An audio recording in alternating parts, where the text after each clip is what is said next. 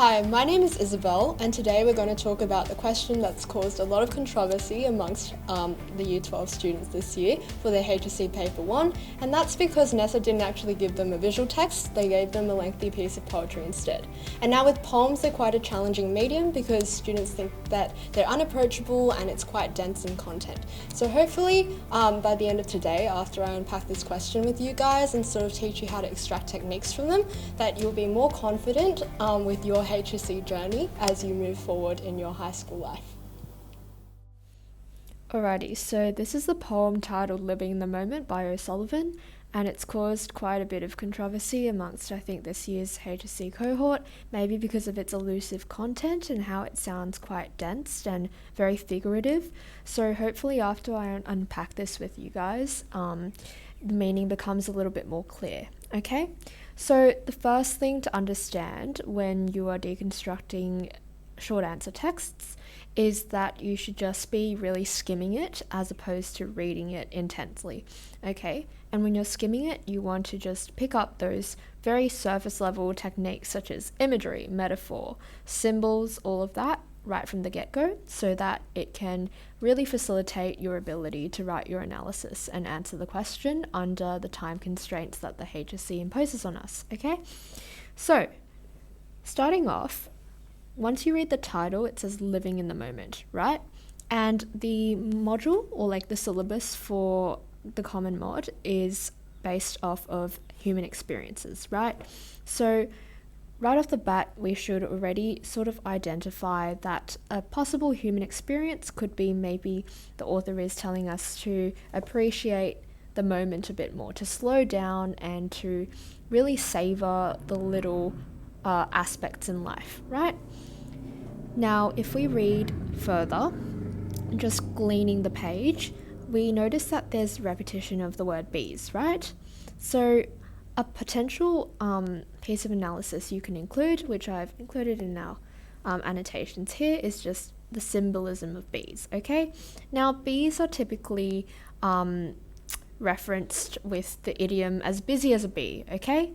And so if we reference that, we can understand that maybe the author is telling us that bees are very busy and intense, and as such, it sort of references this inability for the bees to slow down and enjoy the little moments in life. Now, realistically, bees can't actually slow down and enjoy the moments in their life, but maybe we can pick up that the author is comparing it to humans, right? So it's a symbol of how we're so enslaved into corporate capitalism and we're so busy with the mundane tasks imposed onto us that we are actually unable to just slow down and appreciate everything and, like the title says, to live in the moment. So once you're skim reading, you'll sort of pick that up just quite naturally after a bit of practice.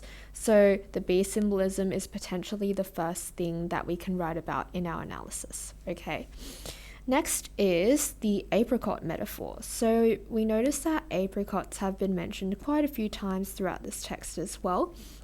And for example, like the soft decaying galaxies of the laden apricot tree. And so it's a very common fruit and it's a sweet fruit, right? So it maybe is alluding to the sweetness of mundane moments and how it's soft and decaying because we are too busy to savor each moment, so these sweet moments just rot away. Moving on, there's rhetorical questions. So naturally, rhetorical questions are very easy to pick up when you're reading a text, so make sure to be vigilant for them. And they always, or most of the time, they are referencing some existentialist notion. So what is the purpose of life? What is the meaning of life? It's really directing us towards this sense of confusion, right?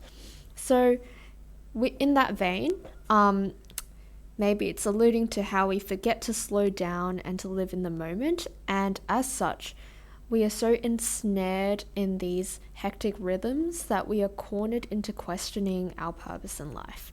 Okay, so that's maybe you could write in your analysis that a rhetorical question is emphasizing that we are constantly just questioning our reason to live because we're so bogged down by an inability to appreciate and be grateful for the little moments. Okay, now we move on to more holistic techniques, such as enjambment, okay? So with enjambment, it's when the lines actually don't end and they move on to the next one. And so this potentially alludes to how every day is so busy for us that it becomes repetitive and it overlaps with each other.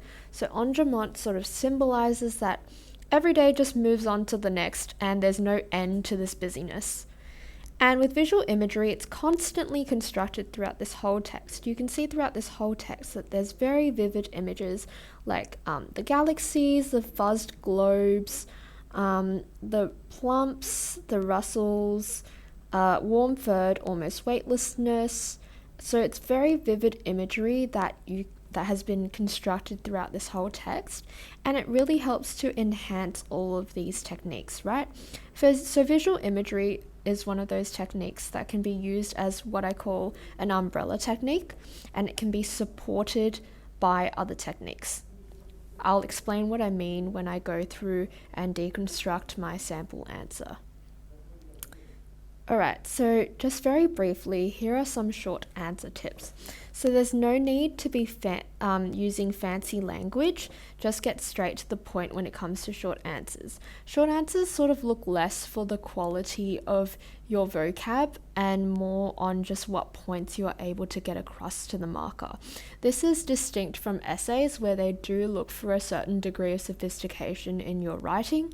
However, with short answers, they're really just looking for how much meaning you can extract from the text, how much deep analysis you can sort of get across on your page in this short amount of time, okay? So make sure just get straight to the point, no need to be fancy, okay?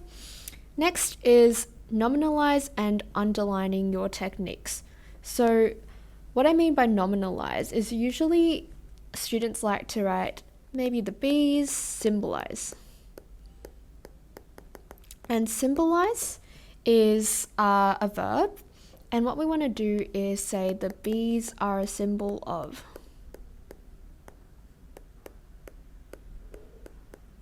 So symbol here is changing it into a noun, right? This isn't a fundamental requirement. It's completely fine to write symbolize as well. It just makes it a bit easier for the marker to identify techniques within your analysis if you're using it as a noun instead of a verb. Also, a little tip I used when I did my HSC was to just underline my techniques within my response. So if I used a technique, such as symbol, I just literally underline it in my response, and that sort of helps the marker to just see my techniques straight away as soon as they open my paper.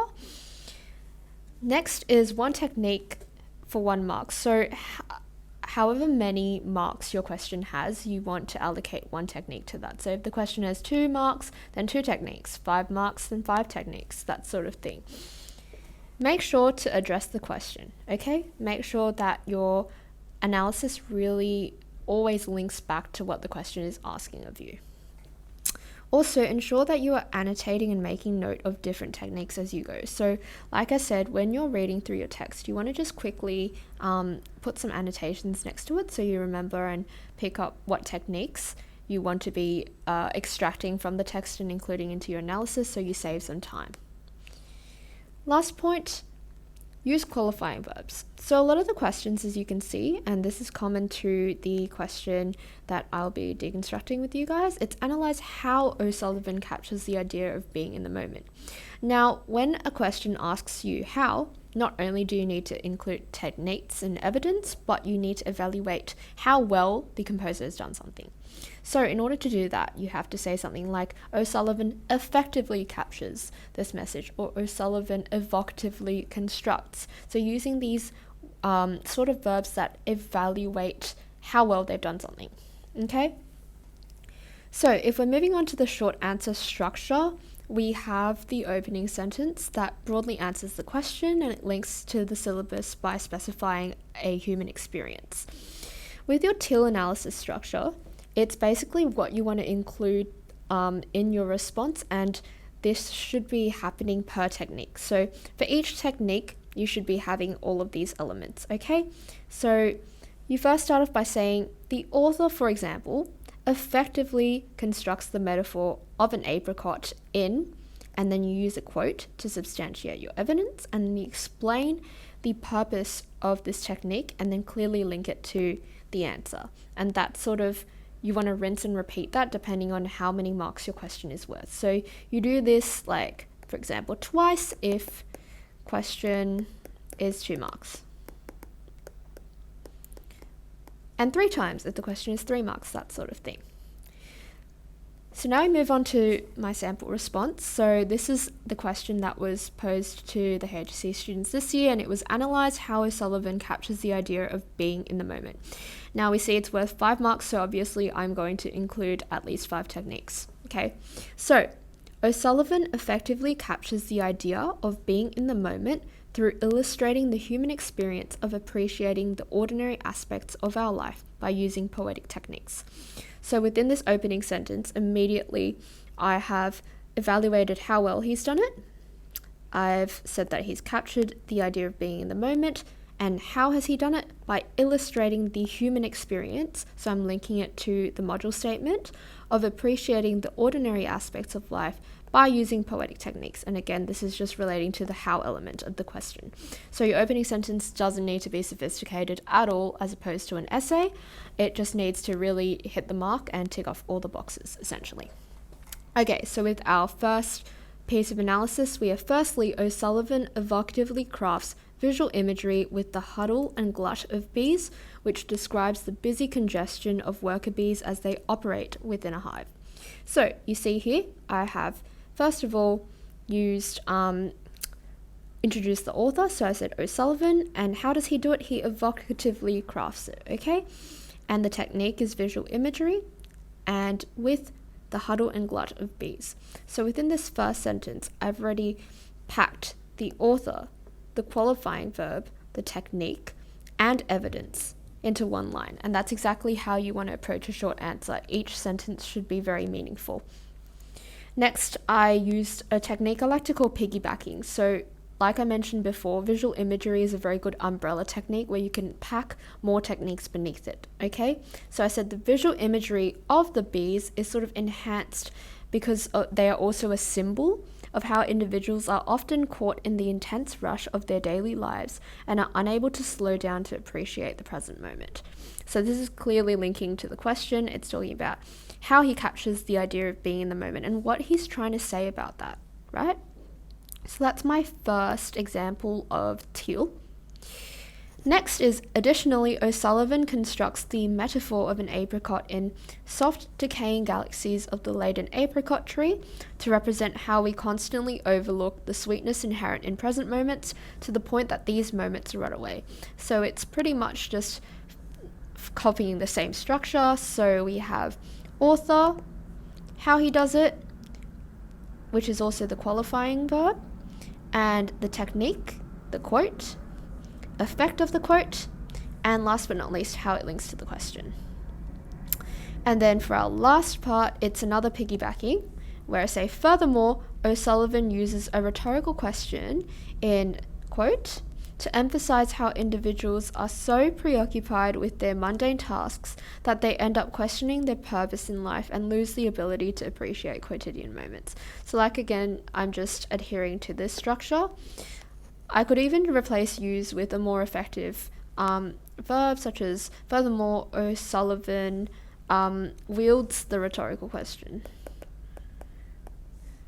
Or he deliberately uses, and deliberately, therefore, is my qualifying verb. The next section is, moreover, the consistent engagement demonstrates how we are inundated with the same recurring tasks, such that every day becomes a continuous cycle of meaningless routine, and we are robbed of the liberty to appreciate the subtle beauties in life. So again, I'm just rinsing and repeating that structure. So I have the technique, and I don't, in this case, need a quote because engagement is present in pretty much every single line. However, you can include a quote if you would like. In fact, it would be preferable if we include a quote to support every single answer. And so it demonstrates how we are inundated and such that every day becomes a continuous cycle of meaningless routine, and we are robbed of the liberty to appreciate the subtle beauties in life. Okay, so that's the, meat of the analysis. And there are 5 techniques. So it satisfies the 5-mark criteria. And with longer questions, you should, if you have time, include one little linking sentence at the bottom just to create that cohesion for the marker. I'd say that if the question is worth below 3 marks, no need for linking sentence. Linking sentence. Okay, so this linking sentence is just very broad. It just answers the question again. So therefore, O'Sullivan skillfully captures the significance of being in the moment by accentuating the human experience of valuing understated aspects in life using poetic techniques. And pretty much this response ticks off all the boxes of linking to the module statement, as well as having enough techniques and explaining them and answering the question. Alrighty, well that wraps up today, and hopefully you found this helpful and this will have a positive impact on how you approach HSC questions in the future.